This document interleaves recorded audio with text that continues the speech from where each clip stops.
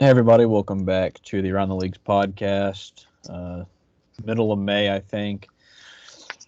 I mean, I should know that for sure. It's definitely the second week of May. Still not a lot going on in world sports. We've got the NFL schedule release is supposed to come out tonight. They've already had some leaks. We do know for sure that the Vikings will be playing in New Orleans on Christmas Day. It's a Friday night. Friday night game, huh? Yeah, I believe that's week 16 of the season. Vikings are also expected to be playing a Monday night game in Chicago about halfway through the year, and then they've got a Sunday night game in Seattle early on. So that's all we've got so far, but the rest should come out tonight. Well, it definitely comes out tonight, but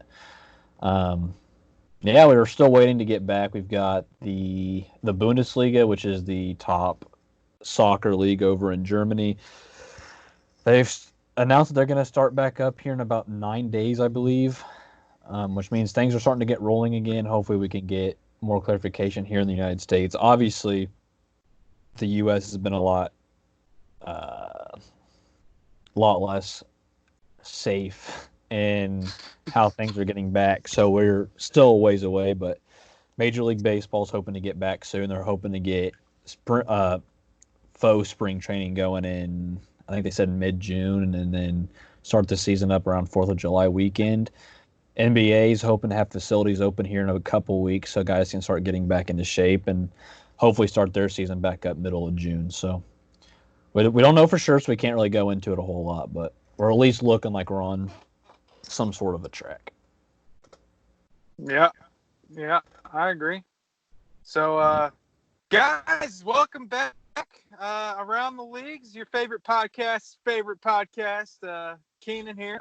We took a couple weeks off because just the way we were both taking classes, and finals week was last week, and frankly, there hasn't been much to talk about. So we're back at it because we have something to talk about today. This Saturday, the first live sports event in I think about 6 or 7 weeks. UFC 249 coming from Jacksonville, I believe, is where it's going to be coming from this weekend.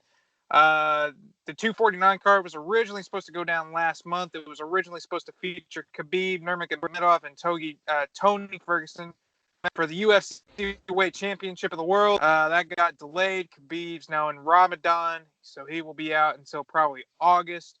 They have an interim title fight this weekend. Tony Ferguson will fight Justin Gaethje, the former PFL or World Series of Fighting champion, I want to say. It's going to be an absolute barn burner there. This weekend marks the return of Dominic Cruz, the former two-time UFC bantamweight and WEC bantamweight champion of the world. He returns for the first time in 3.5 years to fight Henry Cejudo for the UFC bantamweight crown. And in the third match of the evening, it's going to be a heavyweight eliminator. Winner's likely going to get a number one title shot. Frank Ngannou and I don't even know how to say their dude's name. I'm just going to say his last name, Rozenstruik. Two knockout artists at the top of their craft. Going to go at it for 3 rounds on Saturday night. 15 minutes or less, piston-like lefts and rights all around. It's going to be a hell of a card. You going to be tuning in for that one, Luke? We'll see. I might be. Most likely I'll be playing Warzone, but yeah, I was about to say, ESPN Plus, man, they got a hell of a deal going on right now. You know what I mean? Yeah. I've been familiar with their streaming services lately, so super accessible. But yeah, I figured we're gonna sit here. We're gonna talk about it tonight. It's gonna go off here in about 2 days. Nobody that I've heard of on the main card is going to be is looking like it's gonna be an injury. Hopefully they all make weight. We're gonna kind of break down each of the fights on the main card, at least the top 3. The other 2 fights on the main card, not super. I don't know. I'm not as familiar with the fighters on that card in those fights. So we'll get into it here for you. Luke, what's the first fight on the main card Saturday night? The first fight? Yeah, it'd be match 5. Oof, hang on.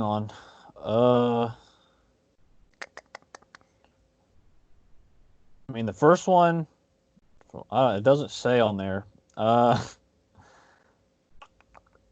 Greg Hardy and DeCastro is on the Yep, bottom. that's going to be the curtain jerker on Saturday night. Greg Hardy and was it Jorgen DeCastro, I want to say. Yeah. That's a heavyweight fight. So this one's kind of interesting. Greg Hardy, he's been signed for a little over a year now. He's had a few fights. He had a DQ loss. He's had a couple victories. They're trying to push him. Of course, he's had his troubles in the NFL. DeCastro, I'm really unfamiliar on him. I'm not sure if I've ever seen him fight. Honestly, that one's going to be interesting. That one has the potential to end in 35 seconds or go be a 15-minute snooze fest. Neither fighter, I want to say, is ranked to my knowledge. Hardy, he's kind of showing No. one speed, and that's to knock people out. And I think he'll need that. Going 15 minutes is not necessarily his game plan, and if he's going to win on Saturday night, he needs to finish it, and he needs to close the show early, in my opinion. Yeah, sure. I don't know. Greg Hardy sucks. I don't watch him fight or anything. I just know he's a shit dude. So Yeah. I just hope he gets his ass kicked, and that's all. That's all I've got for you. Yeah. Well, I mean, what the odds on that fight are? I want to say he's the dog.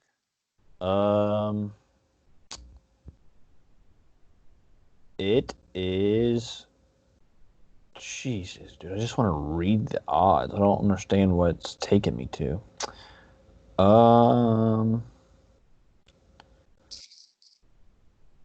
It doesn't say unless I'm just an idiot. But I mean, I'm just looking at the UFC page and it's not showing me. Got it. The load in, but yeah, it's probably good.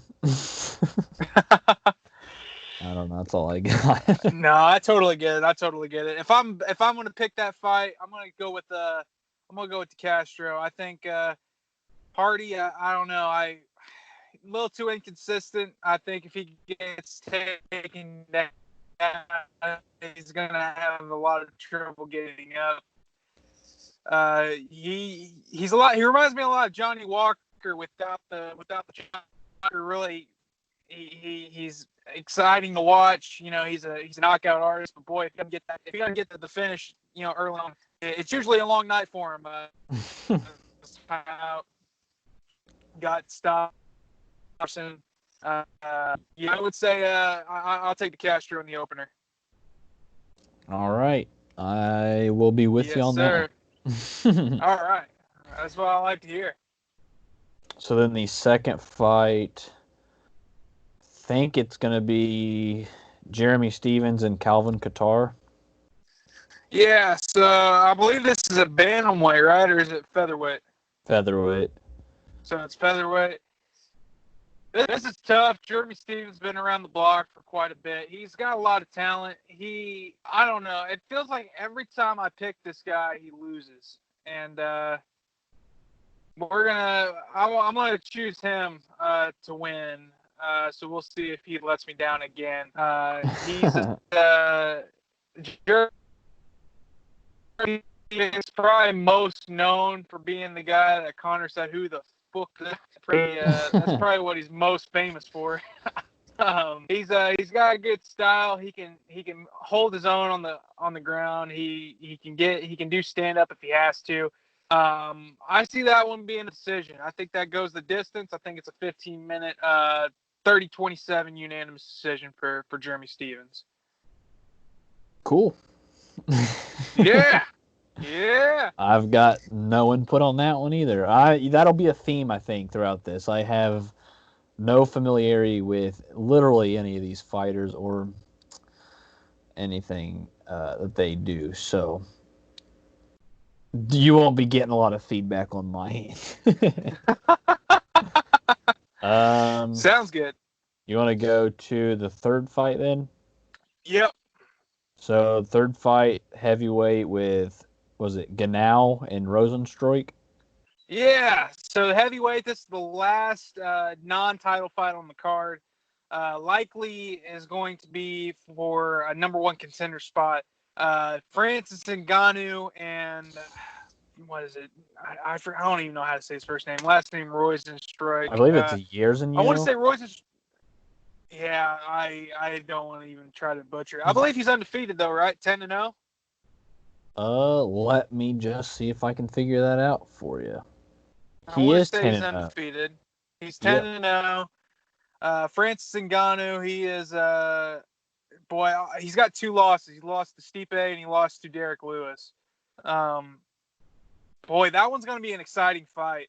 Roizenstruik in his last fight, I believe he fought Overeem, knocked him out in 4 seconds. That was the fight. Overeem had that nasty L-shaped cut on his lip that went viral.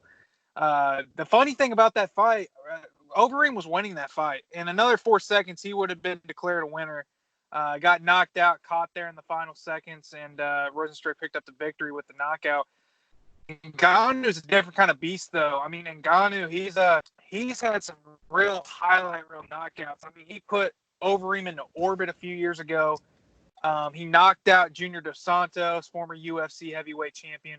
He practically retired Cain Velasquez, knocked him out in the first 30 seconds last time. Ngannou is a different kind of beast. Ever since he lost to Miocic for the heavyweight belt, he fought Derek Lewis, and that fight is probably regarded as maybe the most boring fight ever. Probably more boring than the Adesanya Romero fight from earlier this year. That fight, I think they had a combined 35 punches thrown total, which is atrocious. And Ngannou, since then, like I said, he's beaten JDS. I believe he beat Curtis Blades. He practically retired Cain Velasquez. He is looking dangerous. Of course, the biggest key is, can he stuff a takedown? That's how Miocic dominated him there in their fight. Of course, he didn't do anything in the Derek Lewis fight, so it's really hard to say that he got. The thing is, I don't see Royce trying to take it down. I think that's going to be a slugfest. I think that's going to be what the fans want to see. I don't think it's going to be one of those timid, guys who are just trying to feel each other out. Ngannou had that kind of fight with Lewis, came out on the losing end of it. I think he's got to come out swinging. I don't think he's going to connect with that left, that hook that he put Overeem to sleep with. But I think Ngannou, he's got a lot to prove here. If DC beats Stipe back in August, he's got a real case to be competing for the belt this weekend. And so I think he's got more to lose than Roizenstruik does. I think his stock is high. And what's interesting about this, I mentioned earlier, this is likely going to be a number one contenders fight. You have DC and Miocic probably going to complete their trilogy later. DC said openly that is going to be his retirement fight. Win, lose, or draw, he is going to call it a career after that. One of the greatest heavyweights to ever walk the face of the planet. He has done a lot for the sport. Two-time UFC champion. Of course, he won the light heavyweight belt, and he won the heavyweight belt off Miocic. Of course, in the rematch, he got knocked out in the fourth. A fight he was winning. He hadn't lost a round to that point. He was up 30-27 on my card, at least, before he got knocked out in the fourth. If Miocic wins that fight, obviously he's going to probably defend the belt against whoever comes out the victor on Saturday night. But if DC wins that fight, it really makes things interesting. So, DC wins, does Stipe fall right back into that title match? If, DC wins, does he stay for one more? Does John Jones potentially skip the line and move on up into that spot? There's a lot of interesting scenarios that could come out of that DC Stipe fight. But one thing's for sure, barring any injury, failed drug, missed weight, anything like that, barring anything out of the ordinary, the winner of Roizenstruik and then is likely going to be next in line for the heavyweight crown. A lot on the line tonight. I mean, it was probably pound for pound hardest punch. He set a world record, I want to say, a couple years ago for punching power. Boy, I don't know, man. I think that's gonna be a tough fight to call. I do think it's going to be a barn burner. I think you're going to see a lot of power punches early. I don't think it's going to be very technical. I think it's going to be a brawl. And I think Ngannou's going to come out with a knockout victory. I think he's going to secure his in the next heavyweight title match. So a lot to look forward to out of that fight. That's going to be a fun one.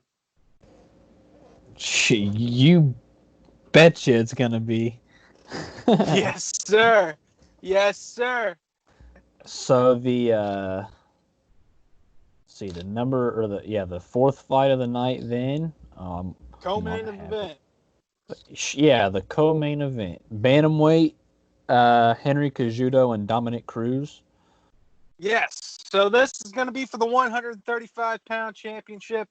A lot on the line here, obviously, in terms of legacy and for the belt. So you have the champion, Henry Cejudo. He hasn't fought in, I want to say, 9 or 10 months. He won the belt against Marias. Before that fight, he defended the flyweight title against TJ Dillashaw. Dillashaw failed the drug test afterwards, and then Dillashaw gets the 2-year suspension.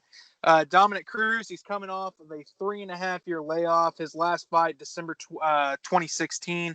Cody Garbrandt, that was also for the UFC Bantamweight Championship. He loses that fight, loses the belt to Garbrandt, and then he gets injured, has multiple setbacks over the next couple of years, and ends up taking a extended hiatus. And thankfully, all the cards fell right for him this weekend. Originally, this fight was supposed to go down as Cejudo and Jose Aldo, who was coming off a loss, actually, a split decision loss. And with Aldo not being able to leave Brazil, Peter Yan not being able to leave Russia, it really made things just set up perfectly for Dominic Cruz. You know, he's coming back. He didn't have a dance partner. Cejudo didn't have a dance partner. There's a little bit of history there between them. Cejudo called him out in an interview when he won the bantamweight title, saying, "Oh, I want a tune-up fight. Give me Dominic Cruz before you give me anybody good." Dominic Cruz has never been called a tune-up fight. He is arguably, in my opinion, the greatest 135-pound fighter in history. Dude has big names to his resume. I mean, they both do, actually. The two they share in common, TJ Dillashaw. Dominic beat Dillashaw for the bantamweight crown in 2016. That was also coming off an extended layoff. That was a split decision. A lot of people thought Dillashaw won that fight. I personally believe Cruz won that fight. That was a very good fight. If you have a chance, go on YouTube, UFC Fight Pass, go back and watch that. Cejudo beat Dillashaw last January, defended the flyweight crown. That had a lot right on the line. If you remember correctly, TJ Dillashaw was sent down to flyweight to in that division after Mighty Mouse lost the belt to Cejudo. People thought there wasn't much interest in it. If Dillashaw could cut the 10 pounds, go down, then he likely would scrap that entire division. And so Henry Cejudo saved the flyweight division. Benavidez and Figueiredo, I believe, just fought for the flyweight title. Figueiredo misses weight and wins, so he does not get the belt. It still remains vacant. After Cejudo wins the belt against Marias last summer, he says that he wants to go up to 145, become the first fighter to win a belt in 3 different weight classes. I don't see it happening. I think he's very small for 145. You have a lot of talent up there, from Max Holloway to the champion Alexander Volkanovski, Brian Ortega, Korean Zombie, a lot of fighters up there that would give Henry Cejudo trouble. I think there's a lot of people at 135 that would give him trouble. I think if Dillashaw fights him at 135, I think that he does not knock him out in 45 seconds like he did at 125. You figure whenever Dillashaw cut that weight, he depleted a lot of water from his brain. All it took was a tap on the jaw to shut his lights off. And I think at 135 is a more natural weight. I think he would give Cejudo more of a test. Dominic Cruz, a lot of legacy riding on the line for him here. Obviously, his first fight in over 1,000 days. He's looking to become the third ever 3-time UFC champion in UFC history. The first one being Cain Velasquez, 3 heavyweight belts, and the second being Georges St. Pierre, 2 belts at welterweight, and capturing the middleweight crown in 2017. Dominic Cruz, plagued by injuries throughout his entire career. He's came off playoffs before. He came off a 1,000-day layoff back in 14 or 15, I want to say. He fought a very renowned Japanese fighter. This was actually supposed to be his breakout moment. Cruz goes in there and knocks him out in 30 seconds. He had another extended layoff, fights Dillashaw, and then beats him for the title. He fought Uriah Faber at UFC 199, defended the belt in that trilogy fight, and then lost the belt at UFC 209, I believe, in December 2016. Dominic Cruz, he's got a very unique style. A lot of good footwork. He gets in and out, plays a lot of bait and switch, attacks from unique angles. He's gonna give Cejudo a run for his money. Cejudo's coming up with shoulder surgery too. It's not like either fighter's gonna be 100%. Dominic Cruz has said ring rust is not a thing.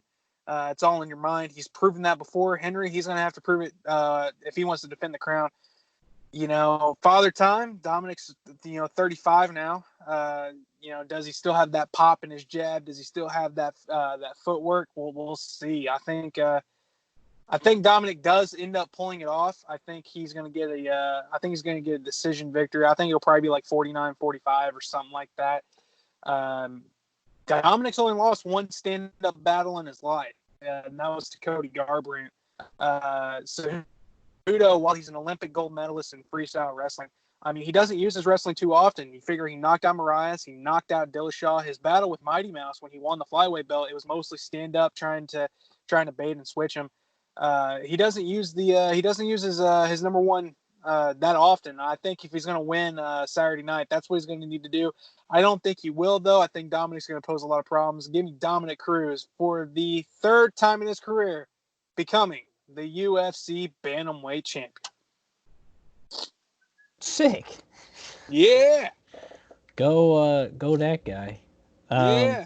My favorite fighter, by the way. I mean, that's probably a biased review, but I mean, if you watch on Saturday night, you will see why people think he's the best 135er in the world. And you figure they both beat Mighty Mouse. Dominic beat him in more convincing fashion back when Mighty Mouse was a 135. They didn't even have a 125 division yet. That was before Mighty Mouse goes down to 125, becomes the best fighter on the planet, wipes out that division 2 or 3 times over, and then, goes over to ONE FC where he becomes the World Grand Prix champion. They both got bodies to their resume. I think it's going to be exciting. I think, people don't like lighter weight fighters. I mean, here in America, it's all about the knockout. It's all about the big boys, but I think Saturday night we're going to see some people shine and get their flowers. So I'm looking forward to it. Absolutely. I think I definitely want to see the big knockouts and stuff. I just don't understand the intricacies, I guess. Sure. So sure. I want to see a dude get his teeth knocked through his skull. But that's just sure. And it's a good way to kind of frame this is obviously if you guys have watched the podcast, you've seen Luke give his draft analysis, and whenever you're watching film, you're looking for things that I wouldn't even think of. You're looking for elbow movements and quarterbacks. You're looking for first steps. You're looking for body placement. You're looking for things I wouldn't even think about. And that it's the same thing with fighting, and you got to know, like you said, you got to know the intricacies. You got to know the ins and outs of it. You got to know, people moving forward, or they leaning their chin in, they ducking into it. It's I don't know. It's exciting stuff. A lot of casual fans, they want the knockout. They're not big into jiu-jitsu, grappling, and thankfully this card's not going to feature a lot of it. I think you're going to see a lot of stand up on this card. All right, I'll take your word for it. Maybe I can watch it and get some bit of a see more of the other end of the spectrum myself, but we'll see. Sure. I'll try to catch some of it. And then the title, or not the title fight. What's it called? The main event. Interim. Yeah, the main event is the lightweight interim title bout. Tony Ferguson and that Justin guy. Yeah, so for the interim lightweight belt, you have Tony Ferguson, the former interim lightweight champion of the world, and Justin Gaethje, the former World Series of Fighting lightweight champion, I believe. This one's going to be a fun one. Tony Ferguson, he's won 12 straight fights, I believe. He bloodies guys. You leave a piece of your soul in the octagon when you fight this guy. He's an Eddie Bravo guy. He's a 10th Planet Jiu-Jitsu guy. This guy, he can beat you anywhere in the octagon. He can beat you on the feet. He can beat you from the top. He can beat you from the bottom. He can beat you in the clinch. He can do it all. And I think for my money, Khabib Nurmagomedov is the best lightweight on the planet. Tony Ferguson is the only other fighter on planet Earth who had a case, which makes that fight so exciting. Justin Gaethje, he's made his name on these bloodbath stand-up wars. I mean, this guy, not afraid to get knocked out. He's not afraid to stand in the pocket and trade shots. Every fighter who's went in there with Ferguson, they either get bloodied, they get beaten, they get battered, they get their orbitals smashed, they get cut, this, that, the other.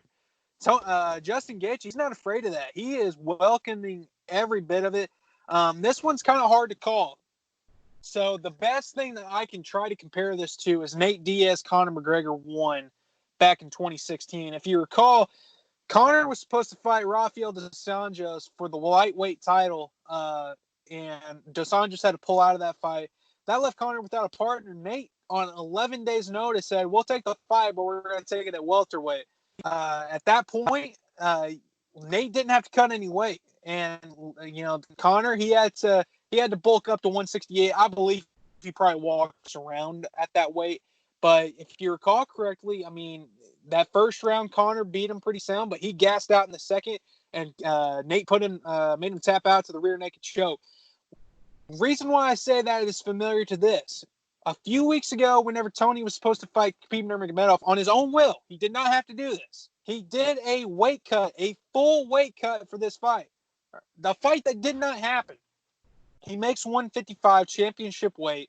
And then 4 weeks later, he's got to do it again against Justin Gaethje, a guy who should not be slept on because he can put you to sleep.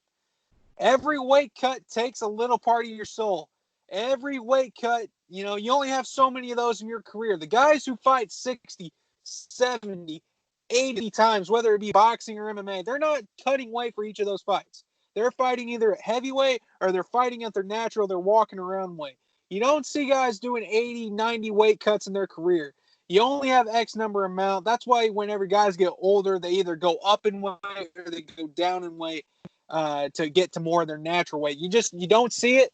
I think this is not enough people are talking about. If anybody can go in there and do 2 weight cuts in 4 weeks, it is Tony Ferguson, but not enough people are talking about the effects that could have. It'll be interesting to see what kind of endurance, if this fight goes into the later rounds, it'll be interesting to see what kind of snap Tony has on his jab. If gets into the ground, which I don't see happening. If Tony gets onto the ground, is he going to have the same pop to his elbows? Is he going to be able to transition on the feet? Is his kick's going to be the same? Is his elbows going to be the same? We don't know. That 2 weight cut in 4 weeks, that's going to be brutal. If Tony can manage that part, I think this might be a relatively easy night for him. But I'm not Gaethje. I think he can sleep Tony Ferguson in this whole situation. Fighting, obviously everyone wants to see Tony, but I mean, if Justin Gaethje goes out there and wins, I mean, he is the rightful heir to the throne, so to say. He's the interim champion. He's got to fight for the real belt, and then Tony Ferguson. I mean, he might come to regret that weight cut he did a few weeks ago. He's probably one of 5 people on the planet that would do a full weight cut for a fight that's not happening. I think him, maybe Georges St. Pierre a few years ago. God, there's not too many others I can think of. I mean, gosh, I tell you, I'm going to say Ferguson wins this one. I think he wins with a finish, but man, I tell you, if he gets knocked out, you really got to start questioning that weight cut. I mean, Was it a smart decision? We'll see. We will see. And we obviously got to see, does he make weight tomorrow? I mean, they haven't weighed in yet. If he Yeah. makes weight 4 weeks ago and then comes in 2 or 3 pounds overweight tomorrow, I mean, we got to talk about it. I mean, like I said, every weight cut takes part of your soul. It takes more and more out of you the more you do it.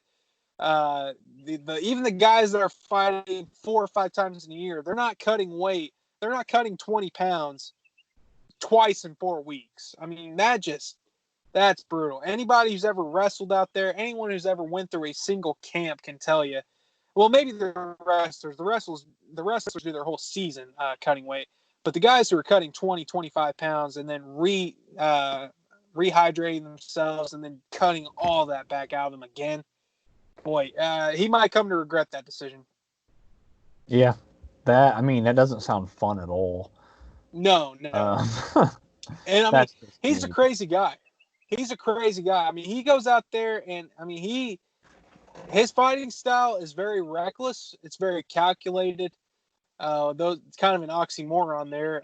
Two things that don't go together, but it's true. I mean, he's very creative. He'll go in there in the pocket, but he'll also, he's not afraid to mix it up. Justin Gaethje is a guy who can knock you out, though. He can knock you out with the hands. He can knock you out with the feet. He can knock you out, ground and pound.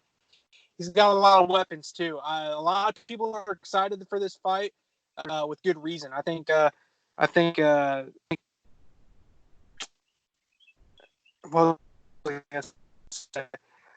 lot of people are going to be surprised. Obviously, this is the first live sports event in a couple months. I think they'll probably do pretty good pay-per-view buys come this weekend. And I think whoever wins that fight, they can make themselves a star. I mean, maybe not Yeah. Conor McGregor level star, but I mean, the whole world is watching. Yeah. I mean, you're gonna have a much bigger audience than you usually would, especially right For now sure. when we should be having obviously baseball, but playoff basketball would be going on.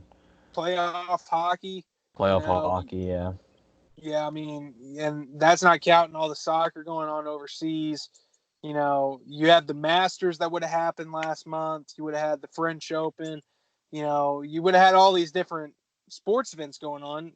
And unfortunately, we don't get a chance to enjoy that. So Yeah. it's Now's definitely a good unfortunate time to kind of mark or to cash in on it, but I will say for like sure.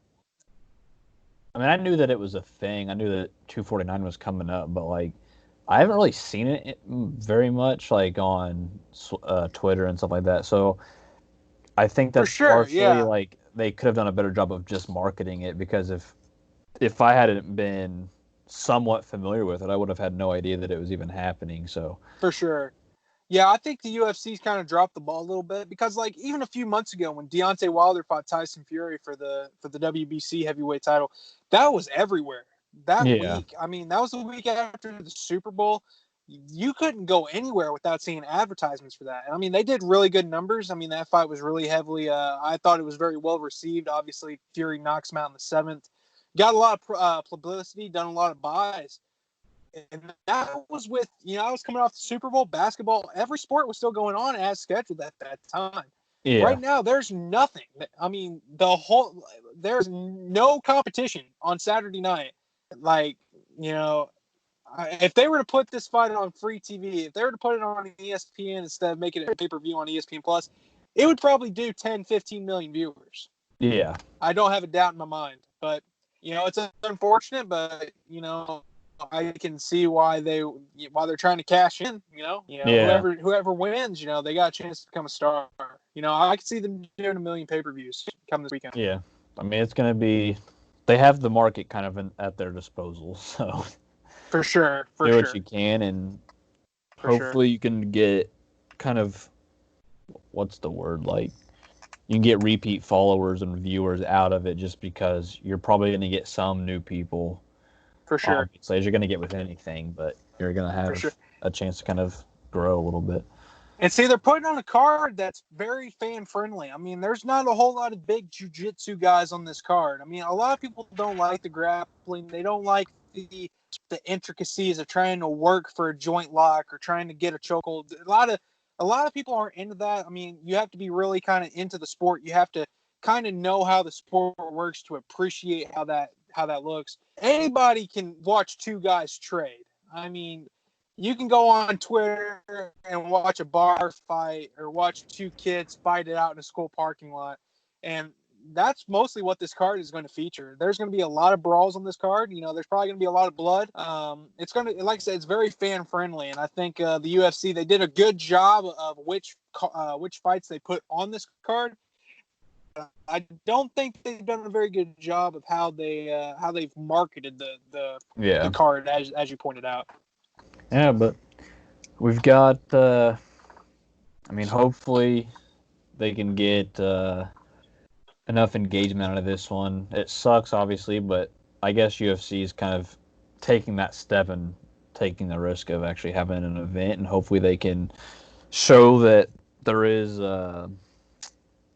hope, I guess, for still having some sort of live events to cover and to for sure, give the fans something to watch. But hopefully when we get back next week, we have more clarity on the rest of the world. I know Europe's moving in the right direction, but America's kind of falling behind in terms of not taking everything seriously as they should, which, I mean, if you guys have followed the podcast, you know pretty well that I was in that boat. It's interesting because, say what? Oh, I was just saying if Oh, no, we're cutting now. Oh, here we are. We're back. You good? Yeah, I'm good.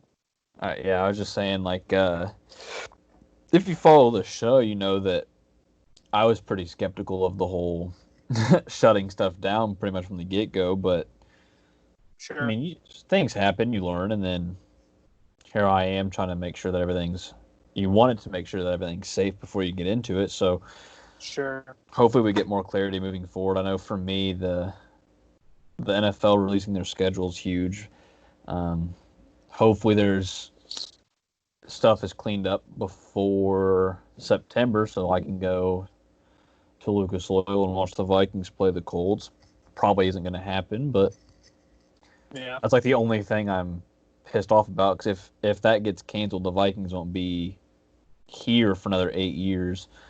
So I'll have to spend all that extra money going up to Minnesota to catch them. So, but no, I can see where that's frustrating. It could be worse, obviously, but correct. With all the other leagues going on, I mean, baseball said yesterday that they're going to send something out to the players in regards to maybe opening back up spring training and maybe getting an opening day here in the summer and having an abbreviated schedule.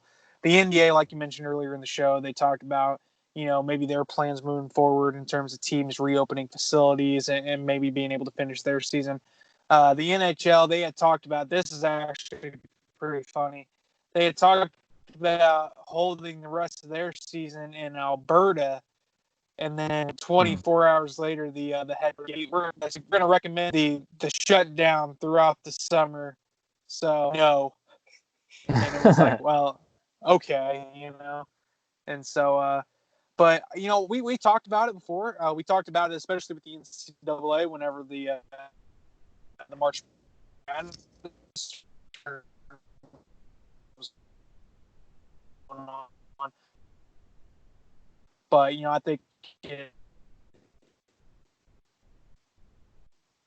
I think it makes more sense now, especially with the hockey. I'll make it a story. Like, go play it at some kind of high school gym, or go play it in Saskatchewan, or just make it unusual.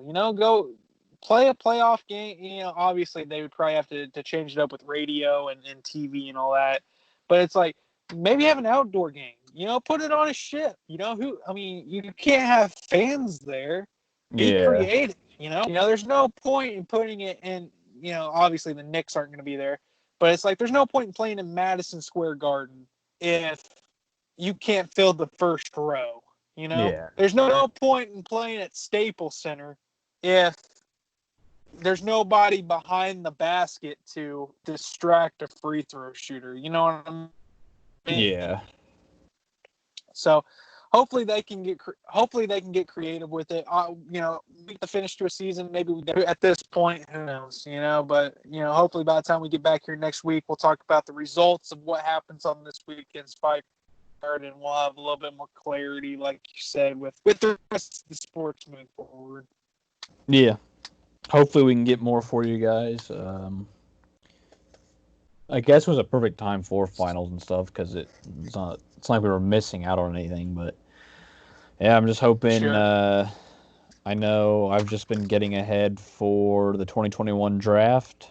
My summer grades will be out, or my summer whatever big board will be out, hopefully in a week or so, and then from there I'll actually do more deep dives and stuff. But still a long way out, obviously. But there's supplemental draft still a thing. It could still, if they get word that college football season's canceled, then a lot of guys who went back to school, they're gonna just I'm gonna hit the supplemental draft, and they're gonna be in the NFL now instead of waiting a year. So there's definitely that to keep an eye on. So it'll be an interesting few weeks. Yeah, it'll be like you said, it'll be interesting to see what happens, and hopefully we can get back to normal soon. Yeah. Later, but if that's not the case, we'll find something to talk to. Maybe we'll weather's getting nice. Lots to look forward to. So. You got anything else? Yeah. You got anything else today, Luke? I do not. I am pretty much out of everything. So just got to get off here, play some Warzone tonight probably, and then. Where can they find you at if they want to play with you? I'm on PlayStation. You don't have to give that out if you don't want. No, I don't care. I'm on PlayStation. What's it called? Gamer tag or whatever. It's Feathery Drip. Same with Activision. I don't know my Activision account. It's just Feathery Drip and then a bunch of shitty numbers. That's about all I've got. But yeah, I'm on Warzone like 6 hours a day. So he's copping dubs too, guys. Don't be afraid. Not a lot of them, but some of them. He's copping dubs. So boys. So that's all that matters. Yeah. For this weekend, follow me on Twitter at Keanan Allstott. You can follow me, like I said, on Twitter. I am likely going to be live tweeting the UFC 249 event, especially the last 3 fights on the card. Those are the 3 fights everybody's been talking about. Hopefully we'll be able to do the main card. I want to do the last 3 for sure. Like I said, be sure to follow me on Twitter. If you guys remember Wilder and Fury from a few months ago, it'll be a lot like that. We'll be going round by round, discussing major events happening during each of the rounds, being given analysis round by round, given updated scorecards in real time. Be sure to follow me on Twitter to get that information. You can follow Luke at Luke Parrish _NFL. And that's where you'll be able to find his summer draft board that'll be coming up here in the upcoming weeks, and any other NFL draft 2021 coverage he might bring to you. So, find him on PlayStation, play with him on Warzone. He's copping dubs if you're trying to add your resume there. So, be sure to add him. So, that's all we got this week. Once again, thank you for spending part of your week with us here at Around the Leagues. Wherever you are, however you might be listening, please stay safe. And we will be sure to see you here next week with UFC 249 results and analysis, and hopefully more clarity on the rest of the sports world. So I'm Keanan Allstott. That makes me Luke Parrish. That's Luke Parrish. That's true. And we'll see you next week, guys. All right? Yep. Peace out, fellas.